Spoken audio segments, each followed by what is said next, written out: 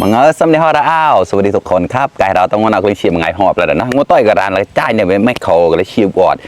อดตีเจ้าตัวเย็นซะอะไรฮาตาหรือเปล่าจุดเราเมย์เหมาะทอดไรน้ำมันกันนะเมย์ทำไมฮันแนกไปจุดกลอยกันนะอันนี้ซื้อจากแมคโครวันนั้นนะครับที่เรือกินไม่หมดแช่ตู้เย็นไว้เอามาใส่หม้อทอดไรน้ำมันครับแบบร้อนๆครับเนี่ย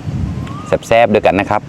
เพิ่งเชียร์ก็หมูจ่อนะง้อหนาวก็ที่เชียร์ปอกนะปุ๊นะเชียร์เมย์หนาวนะวันนี้ไม่กินข้าวแล้วครับได้น้ำจิ้มซุกี้นะครับกินกับน้ำจิ้มซุกี้ครับแซ่บๆเลยครับง่ายๆครับวันนี้โอเคมันก็เลยกูเชียร์ได้ปอมาได้ผมปลาเราตัวเยอะเนาะเลยเป็นสมฮอตก็ตั้งเก่าหนุกๆแล้วผ่านเดินไลน์เดินแชร์กันมาต่อนะฝากกดไลค์กดแชร์ด้วยนะครับเพื่อนๆมาครับ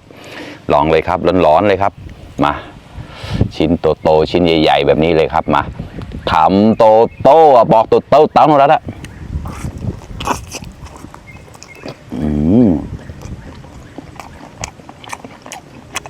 อร่อย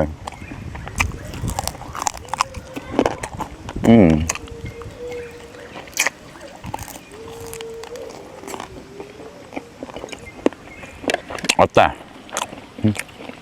ไม่มีผักอะไรแล้วกันนะมันก็ละมันไม่หมัว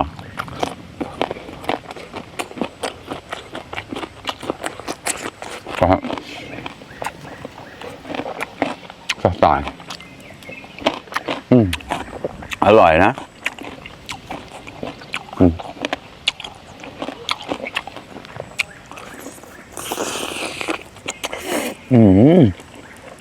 โอเค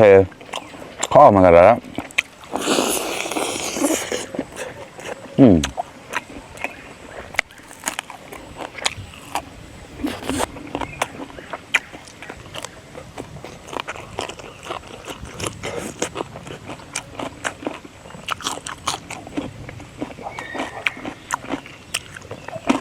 เสียปอนกำจอปอนเนี่ยเสียจ่ายนะใครที่ยังไม่ได้กินข้าวมากินน่องไก่ด้วยกันนะครับนะวันนี้ไม่กินข้าวครับกินน่องไก่ก็เลยต้องเรียกน่องไก่นะครับเสียจ่ายเด็กก็เสียจ่ายนะแล้วเสียปอนเสียงนะก็เนี่ยน้ำจิ้มซุกี้นี่ใช้มาครับ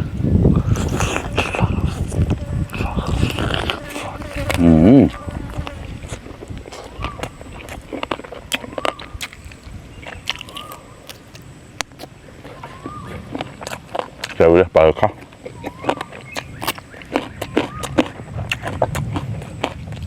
ไข่หลอดจัดตาน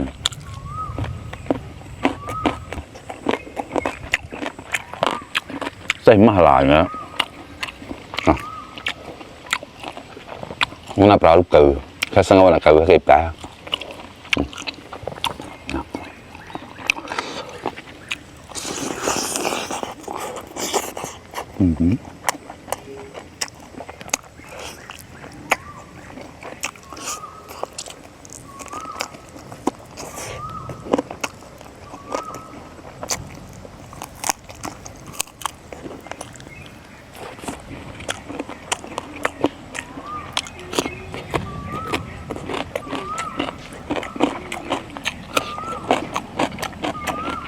ก็มาหน้าเมื่อไรละชิวอดเมื่อไรละกลายมาครับ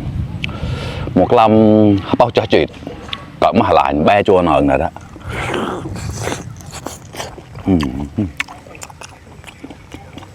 ของ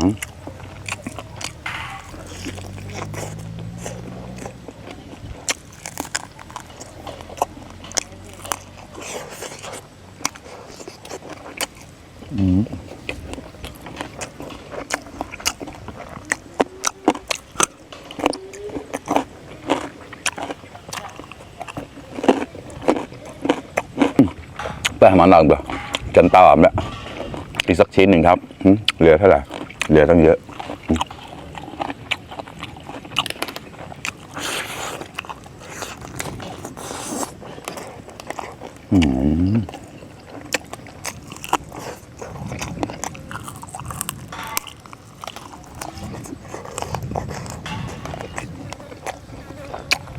ต่าง